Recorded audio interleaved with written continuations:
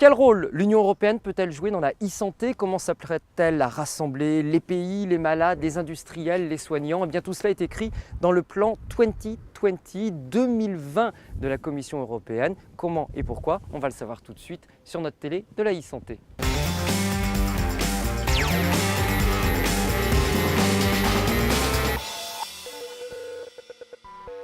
Et j'ai donc le plaisir de recevoir aujourd'hui avec nous Terje Petso de la Commission européenne, unité H1, santé et bien-être. Bonjour, merci à vous d'être sur notre télé de la e-santé. Aujourd'hui, on a affaire à des systèmes de santé qui sont très nationaux. En quoi la santé, la e-santé intéresse-t-elle l'Europe? Health is a national issue. It's the member states' competence. But there are some aspects that can be better addressed at the EU level. It is based on the fact that we have a free movement of people, so people go to another country, but they don't only go to work or to tourism, but they also may get sick there. So there is a directive that sets the patient rights in the cross-border healthcare, and that also then addresses e-health, because that's an opportunity that we see to help this cross-border healthcare in some ways, but also to help the healthcare systems in general, also at the national level.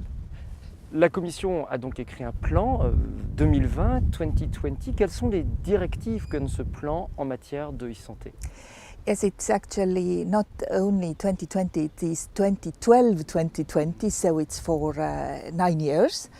And it describes the actions, let's say, generally in 4 areas.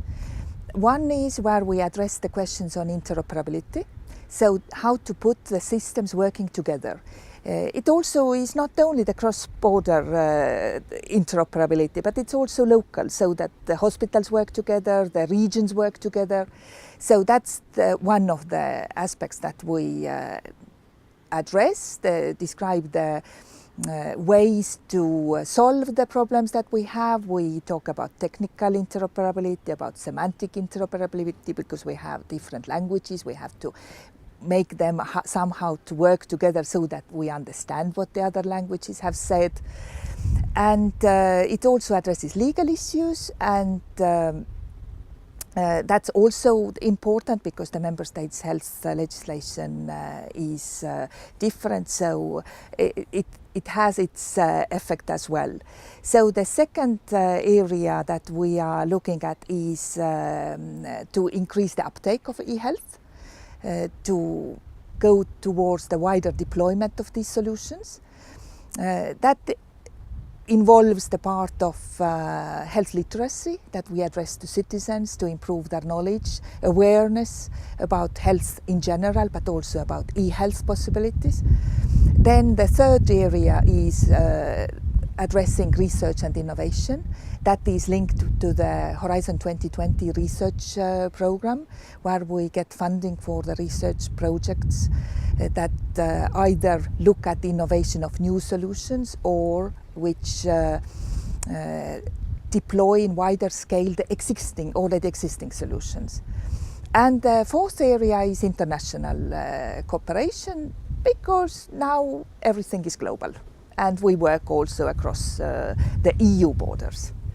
Alors, quand vous parlez de coopération, vous insistez aussi beaucoup sur la coopération interne à l'Europe et vous voulez que les industriels, les personnels soignants échangent beaucoup plus facilement entre eux. Pourquoi? The e-health action plan has put it very clear that it should be user-centered, so that if the industry, for example, develops a new solution, then it is tested also, not only tested, but that the end users are involved, so that the doctors can give their input on what they want to have in their hands to do better, and that the patients can try also, because a lot of e-health solutions are orientated to patients, so that they find that it's handy, it's useful, they find it easy to use. It's not something extremely complicated that sometimes these IT solutions might seem to be very complicated for a simple person to use. So that patient-centric orientation is very important for us. But it has to be in cooperation. It's not that only the patients and doctors, healthcare managers say what they want, because industry has a lot of fantastic ideas. So there could be solutions that we even don't know that we need. Les pays du Sud regardent aussi aujourd'hui avec beaucoup d'envie souvent les pays du Nord en disant que l'Europe du Nord, l'Europe scandinave avance plus vite en matière de e-santé que l'Europe du Sud. Quel est votre regard à vous, qui êtes une Européenne qui voyageait beaucoup? I don't think it is completely true, because there are good solutions introduced also in southern countries, in Spain, in Italy. Maybe it is because they are more regional, and in the north it's more at the state level. That if they have introduced an e-prescription, that it works in all country, while in southern maybe they tried first regionally and then go to the next step. I think it is, here we go back to this point where we say about the knowledge. Do we have enough data to prove that these e-health solutions actually are effective? They are cost effective, because that's a very important question nowadays. Does everybody know about this information, what we have, or do we have to create more information to convince, to spread information?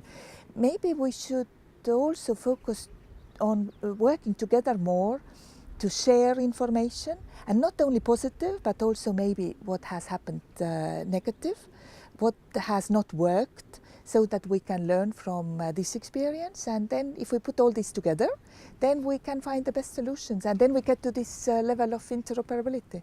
Voyager plus, échanger plus et collaborer encore plus entre Européens, voilà un beau message d'espoir. Merci beaucoup à vous, Terje Petso, d'avoir été avec nous sur cette chaîne de l'e-santé, et à bientôt.